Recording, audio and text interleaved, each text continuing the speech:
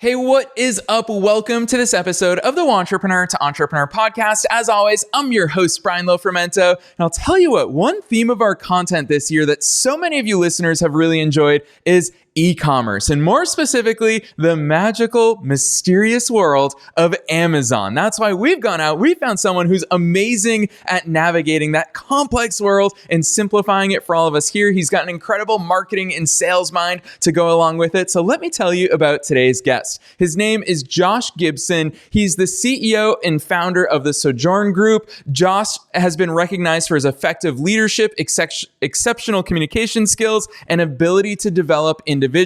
He's a strategic thinker and dynamic coach, adept at vision casting, planning, and analyzing results, which is a core part of any marketing and growth strategy. His background in driving marketplace growth makes him an invaluable resource for VPs of Sales, CEOs, and COOs alike. We're all going to learn so much from him today, so I'm not going to say anything else. Let's dive straight into my interview with Josh Gibson.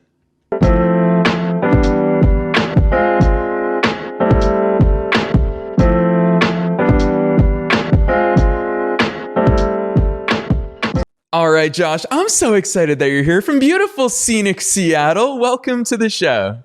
Thanks for having me. Heck yeah. It's raining. Big surprise. Rainy in Seattle. Yeah, honestly, I wish listeners could see your backdrop because you and I are obviously on video and it is beautiful seeing that. I'm a sucker for the floor to ceiling glass windows overlooking the water. You've got it made, Josh. Tell us how the heck you got there. I gave listeners a little bit of information, but give us that backstory. How we got into marketplace sales, Amazon, or into this office. What are you looking for here? I want it all, Josh. It all leads to another. They're all intertwined. It does, yeah. So we started back in 2002 in e-commerce sales on eBay, back when that was the thing. We built custom computers and sold them there. And then from there, we started selling components. And then that just weaved its way through e-com. Got started in Amazon 14, 15 years ago. And been there since. In that process, we went from being a third-party seller ourselves, and then we migrated into being an agency to help support other brands, private labels, expand into marketplace. It's a very complex place, specifically Amazon, with all the reports, chargebacks, fees, returns, customer service. We found that it was really difficult, so we take our 36 people and we move them and shift them to where they're needed within an organization. So we used to have our warehouse here in Washington. Since then, we moved our warehouse to Texas, and I ended up in this office in Washington. So it's nice not sitting in a warehouse all day long, and nice having a little bit of a view. Yeah, I love that, Josh. That also officially makes you, whether you feel this way or not, you are one of the OGs of this space, because when we look backwards at e-commerce, the grand scheme of planet Earth, it is a very young industry, but you've been in it from the very early on days, and I would imagine that you've seen so many shifts along the way. Talk to us. Let's start there. How has e-commerce changed over the past decade and beyond? That's a great question. It has changed. I mean, it changes all the time. One of the sayings we have here at the company is, if you're not changing, you're dying. And so what that means is we're constantly having to evolve and shift. It used to be very seller-ish focused, meaning it was easier to be a seller, and the competition wasn't so great. The margin squeeze wasn't so hard. All the metrics to hit were not as difficult. We hit them, we did a good job, but over time, it continues to get more and more difficult. You're fighting sellers not only in the US, but also overseas. You're seeing price compression. You're seeing a lot of frauds. You're seeing a lot of counterfeits. You have people out there trying to kill your brands, giving negative reviews. It's become much more cutthroat than it used to be. It used to be a more enjoyable place to sell. Now it is almost like a battle every day, trying to figure out who's gonna screw you over. Is it going to be Amazon? Is it going to be a seller? Is it going to be a customer? And just trying to stay ahead of that the best you can. Yeah, obviously, gosh, you just introduced us to so many different areas and arenas where this battle takes place and all the different players inside of it. Obviously, so much of any e-commerce conversation starts with the niche, the industry. What types of products are you selling? And you mentioned your own start with regards to selling parts. And obviously, there's so many different niches out there. both on a personal level, because you've been in the game for as long as you have, but also on a client level, because you've worked across so many different brands and industries. I'm super curious to hear your thoughts on what niches should people even be looking at, and not with regards to you naming specific niches, because obviously those change literally from day to day, from what I've heard, sometimes hour to hour. But what are the considerations that go into it for you? That's a great. So we unfortunately started in the consumer electronics space, and over time, we still sit in there really heavy. We have a lot of clients that sit in the consumer electronics, but it's a very dog eat dog world, and price compression happens often. Specifically, if we're talking about Amazon, I try to find categories that are not high in rev share. So a lot of them will sit in 15%. And when you start looking at inflation, you start looking at cost to get it into country, production, plus all the fees of selling on Amazon. Trying to find categories that are not 15% is where I'd be looking at. I think one really interesting niche that I'm not in, but I would highly encourage people to start stepping into, is pickleball. I think pickleball right now is a very unique niche. If you look on Amazon, there's not a ton compared to other places, and the sport keeps growing. So if I was to give a niche and a specific niche, I'd say pickleball. If you want to start manufacturing production, that's where I'd go. Yeah, I love those insights. Obviously, so much of it. Well, I'm definitely biased as a pickleball player myself. I definitely prefer tennis, but I feel you on the resurgence or the surgence of pickleball here in the US. But part of me wonders, because all of us who don't live in the Amazon world, a lot of people are waiting on the sidelines. They want to get into it. They hear about some of the horror stories that you kind of introduce us to, as far as sellers not being reliable or customers filing chargebacks, all the ugly side of it. But I think few people understand the intricacies that Amazon itself as a platform, in both good and bad ways, changes the game. Talk to us about some of those great ways that Amazon makes it easy as far as becoming an e-commerce seller, but also introduce us, Josh, into some of the ways that Amazon really makes it a challenge and makes it harder. It used to be easier to get into Amazon. They made it much more complicated to become a seller, which is good. They're finally filtering things out and weeding out people that shouldn't be selling, even though there's still some gaps in that people are slipping through. I think the biggest thing they offer is a massive customer base. You're able to step in there and have millions of people look at your product. Like right now, we're in the October Prime Day, and there's millions and millions of people shopping right now. Across all of our clients, we've seen a significant bump in sales, and so that's good.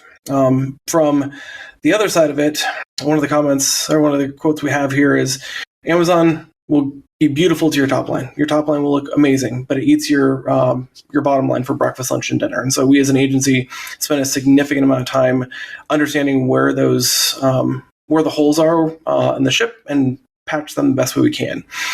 So some of those are reimbursements. So we spend a lot of time with our clients finding reimbursements, and that's items that are being shipped into Amazon that Amazon loses, and they don't tell you all the time. And so you need to find them and remind them that they owe you money, or they're shipping product FC to FC. So they're moving product from one fulfillment center to another fulfillment center, and things maybe get lost in that process, and we go in and try to get that money back. Or if a customer returns a product, if you bought on Amazon, once it gets scanned by UPS, you get automatically reimbursed. Amazon doesn't do a great job tracking that product back into your fulfillment center and or FBA, and so we track those for our clients. From a data perspective, we've gone super heavy this year in data. So we brought 2 full-time data analysts in. We're looking to hire 2 more this upcoming year. There's about 15,000 reports that Amazon gives you, and unfortunately, those reports aren't tied or bound well enough to give you a good understanding of what is profitable, what isn't profitable, what are return rates, and all these pieces. So we have taken this, we're significant in the visualization space, and being able to take these tables, bind them, and provide great insights to our clients so they know where they're making money, where they're losing money, and to help shore that up the best way we can. Yeah, I love that emphasis on numbers, especially how you illuminated the difference between the top line and the bottom line. And I would imagine that in the world of e-commerce, so many things happen in between those two lines. Talk to us about some of those intricacies, Josh, because obviously leveraging an agency like yours, you have literally decades of experience, which is rare to say in this space. You have decades of experience in this realm. What are some of those things that are maybe uncontrollable, such as just the nature of doing business on Amazon, versus what are some of those things that are controllable? First thing comes to mind, uncontrollable is returns. Amazon has made it so easy to return anything for any reason. So that is an uncontrollable. What you can do on the controllable side, on the flip side of that, is to have an asset recovery team that is actively managing your returns. Amazon has made it a little bit easier recently to do safety claims in regards to FBA removals. And so we have a team that manages most of our clients' removals and makes sure that we're getting the things back we should. A lot of people do switcheroos, meaning they buy a new one, replace it with their old used one. We actually we had a client that sold an Xbox and we ended up getting a brake rotor back. And so trying to do the best to shore up that loss on the back end. We can't always control the top end returns. And we're seeing, depending on your category, 15 to 30%, in clothing closer to 50% returns. But you have to shore up the losses that are coming in through that back end. Yeah, it's funny listening to this. Obviously, I'm not in the e-commerce game, so just listening to it as a consumer, I'm just like, these are all the things that I imagine that they do happen. And hearing you talk about it from experience, I'm just like, okay, for sure, that does happen. I want to ask a little bit more about that, because as a consumer, the one thing that I notice when I hop onto Amazon is, what's the brand that always comes up at the top? Amazon Basics. Amazon themselves sells so many of these products. Josh, can you explain to us a little bit more about the Amazon Basics game and how that's played, but also what is that and how does it factor into what you are doing on your side as a marketer, as a seller on the platform? Well, this is the fun one. For those that are on the West Coast, or I know East Coast has some, Costco's been doing this for years. They have their own brand, Kirkland, and they'll bring a product in, they see the sale through, and they go, well, why are we paying this company to do it? We'll just make our own. And so they're taking their data. Amazon has a much larger data set, and they're able to look at what's selling and what's selling well, and what the price points are. And so unfortunately, they are able to take that data from manufacturers, from other sellers, from brands, and then start making their own at a much deeper discount. And because they own the platform, they get to put their product ahead of search in a lot of ways. So, like if you're looking for like a notebook, one of the first things that's going to pop up is an Amazon Basics notebook. You're looking for pencils, Amazon Basic pencils, even though you may have put a specific brand in there. So it is a very, very complicated space to be competing against the marketplace that you're trying to sell on.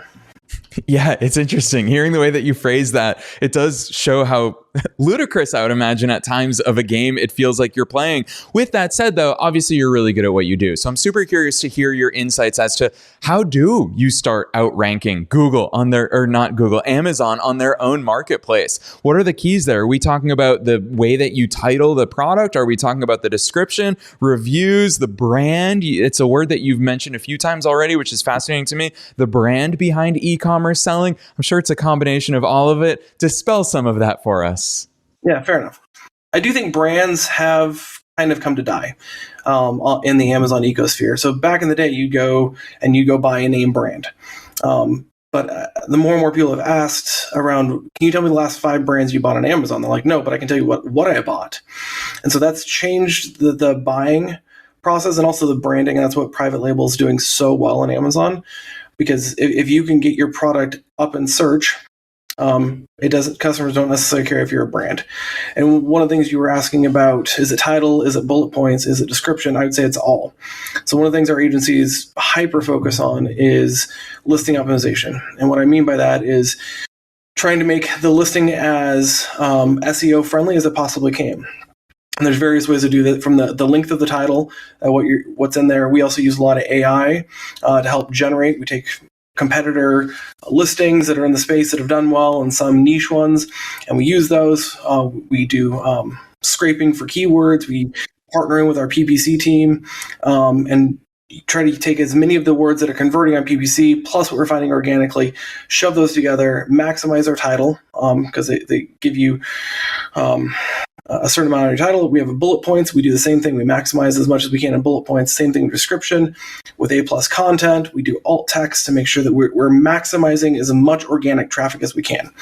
And then with that, on a monthly basis, we have our PPC team work with our listing optimization team, and we start harvesting keywords that are converting well in PPC and moving them over to organic.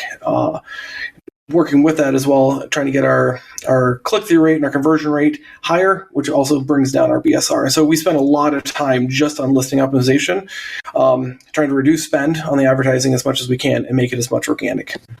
Yeah, it's really interesting hearing you talk about the way that organic and paid can play together, and the data that you get from each can really drive the decisions and the strategy that you use in the other arena. Talk to us about the role of paid when it comes to e-commerce, and especially on Amazon, because in my world, for example, I used to sell a lot of online courses. That's how I got started in internet marketing. And within the world of internet marketing, a lot of times you want to see people sell things successfully, test their funnel before they ever throw money at paid ads. It's a totally different game. How does it work in the world of Amazon? Do you go paid ads to accelerate your path to the top? Does it come in after you know something is already selling? I'd love to hear your thought process there. You have to advertise on Amazon, and it's expensive.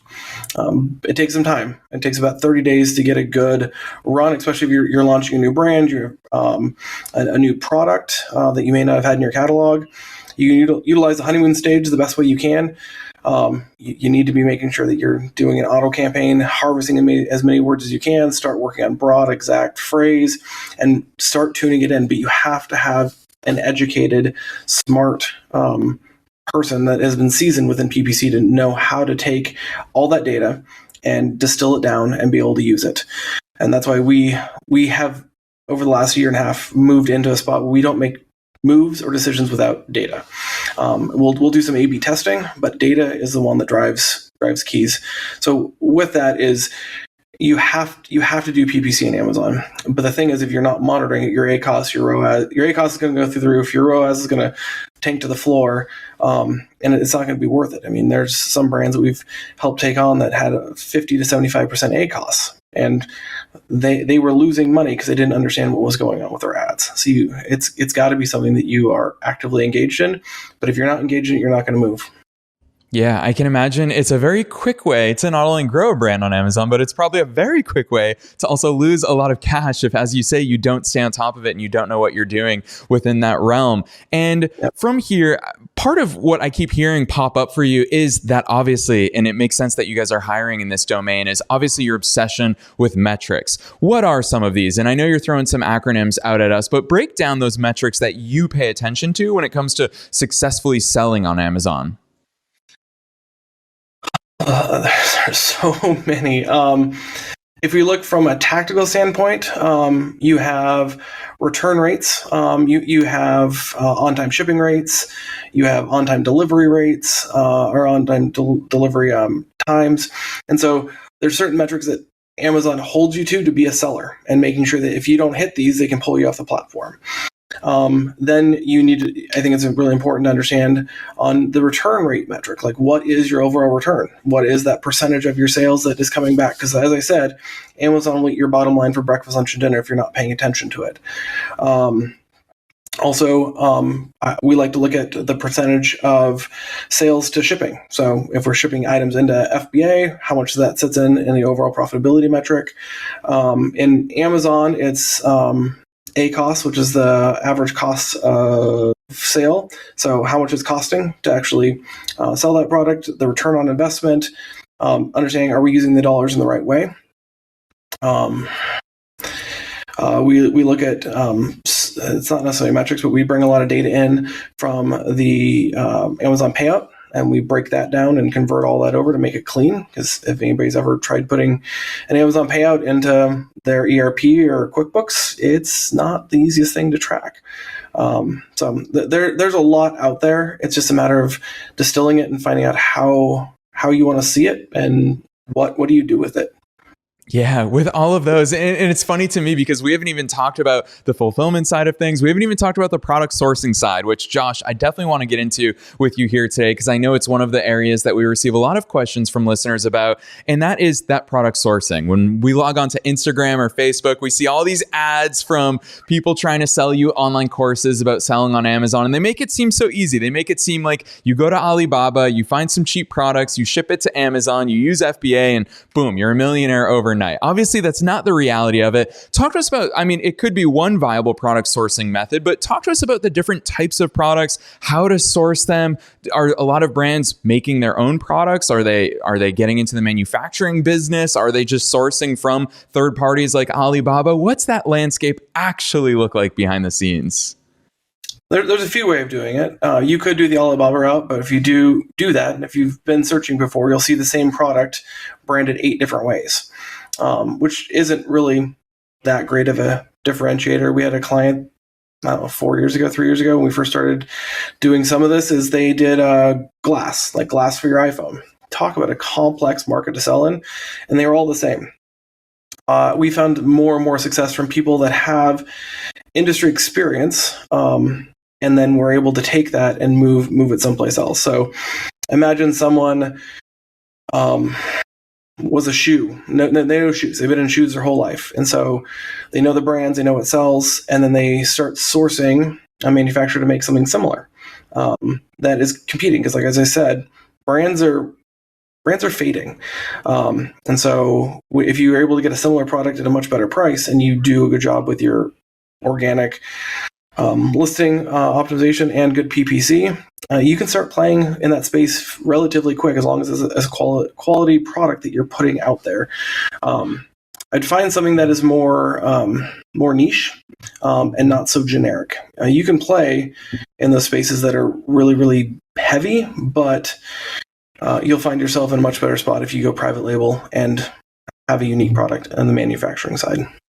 Yeah, it's funny that you say that, because as we're having this conversation, I'm looking here on my desk and I've got a bunch of Amazon purchases, as we all do. And I can see, for example, USB Hub. And on top of my USB Hub is a company that I have no idea who they are. They were a really well-rated USB Hub that I ended up buying from. And with that in mind, it totally resonates with me as a consumer when you say brands are dying, because you're right. I'm brand agnostic. I pay attention to price. I pay attention to reviews. With that said, how much, if at all, does customer loyalty play into this? Are you able to resell to your existing customers, or is it just a case of, hey, we're at the mercy of organic search rankings plus our PPC strategy? We go after customers, whether they're new or existing, every single day. I'd love to hear your thought process there. I think that there is a good opportunity still to bring people off Amazon with a big enough brand. But it's becoming more and more difficult. Amazon, under the terms of service, make it difficult or impossible to really market that customer, because they consider the customer an Amazon customer. But there also have been brands that have come out of Amazon and are now standalone brands with their own websites and sales. And so it's not impossible, but I was just at a board meeting with a few other major brands and retailers, and they're constantly trying to figure out what is the return customer investment on Amazon or Marketplace, and they're spending a lot of time and a lot of money to try to figure out, are they taking from their website, are they moving it to Amazon, is it going also to Walmart, what about Target? And they're trying to follow that customer. And the reality of it is you are more than likely not going to get a repeat customer. You may. But it's going to be that USB hub. The next time you need a USB hub, are you going to search for that exact brand, or are you going to go on going, hey, I want a 4-port USB with USB 4, and then you'll do the same thing you did this last time. You're going to search for a good brand with good reviews, or a highly rated product at a good price, and you'll probably go that way. And so the repeat customer and having customer loyalty in Amazon is a very, very difficult process. Yeah, for sure. Makes sense. Absolutely based on buying behaviors. I'm sure I'm not the only one in this, which also brings to light the importance of reviews. Josh, I actually feel bad talking to you now, because I'm realizing all these great products that I do buy and lean on from Amazon, I've probably left a review maybe like 4 times in my life. And it was probably because it was something that was really exceptional or something that was broken by the time that it arrived to me. Josh, Yep. How do you even go about, how much strategy can you even put into reviews when you really are at the mercy of people either taking action or being lazy? And let's be honest, most people will always choose lazy. Correct. And so there are platforms out there that will elicit reviews. Amazon has a very strict process as to how that format looks. But there are platforms out there that can send a review. So after delivery, wait 7 days, send it between this time and this time. And it's a request for a review. It's really simple. You click 1 star to 5 star for that product. Typically, to your point, it's very few people will leave an organic review unless it's like horribly negative or incredibly amazing. But we find more and more people that will leave negative reviews because they're searching, like, I'm so upset, I'm going to go leave a review. So we try to put this in front of all of our clients, customers, of when the item lands, we figure out how long does it take for them to use that product. And once they use it, wait a couple of days and then request a review. And then we find at different times, East Coast, we do better requesting a review in the morning. West Coast, we have a better chance of requesting in the evening. And so trying to choose those time slots for that. And then if we start seeing the data shift, one way or the other, we start doing some A/B testing to figure out when from a day perspective, from what time of the day, what the length is, because we found Mondays and Fridays are really bad days to send reviews. Saturday mornings tend to work. And so those are some of the tactics to help elicit more reviews for the products. Yeah. And once again, I think it exemplifies your approach and your obsession with that data to make data-driven decisions, which I think is so powerful. And that's why I love the fact that your team is not only so big, but that it's also always growing, because I'm thinking about so many of our listeners are more on the solopreneur side for the time being. And as they grow, gosh, how much does it benefit having a team to support those efforts? I've got to ask you this, Josh, because you already brought up the introduction of AI in the world of e-commerce. How has that impacted the world of e-commerce? I would imagine it's made things a lot quicker and hopefully a lot better, but even looking forward as far as what AI is going to be doing for here, what are some of those trends that you see when you look to the future? Copy is a really, really big one that AI is simple with. So if you're looking for title, bullet points, descriptions, it does a really good job. We're seeing a big rise in AI for photo generation. Being able to do backdrops and lifestyle photos. We're seeing that be a big play. There are a few things out there to making videos. We haven't got into that one much. But the other part is being able to scrape data and take that data and synthesize it down to the most relevant keywords, the highest producing. So say you have this data grave of all your PPC data, and then be able to run that through AI for it to automatically, instead of doing, I sort this and I sort this and I sort this, and then I take these out, but being able to synthesize all that data on a few key things where you can give a data grave of tens, if not hundreds of thousands of lines, and you get 10, 15 items out within a minute at most. And so I tell anybody in this, if you're not involved in AI in some way, shape, or form, you need to be. So we have also, for some of our clients that do arbitrage, we're able to take the link from the manufacturer's website and say, build me a title, bullet points, and description based off this website. And it's directly from the manufacturer. And we get that as a V1, and then we start building off of that. So previously, we'd have a team out there reading it, writing, trying to do copy, but this has definitely sped up the process significantly. Yeah, for sure. And I love hearing your perspectives on it, because AI, I feel like right now is catching a bad rap because of just how widespread it is, and people have no idea what to do with it. But hearing these practical uses from your end, it's for sure impacting your industry, as I think it's going to impact all of ours. So getting a grasp on how to use it is super helpful. Josh, as we come towards the end, you've introduced us to so many different topics and considerations within the world of e-commerce, within the world of Amazon here today.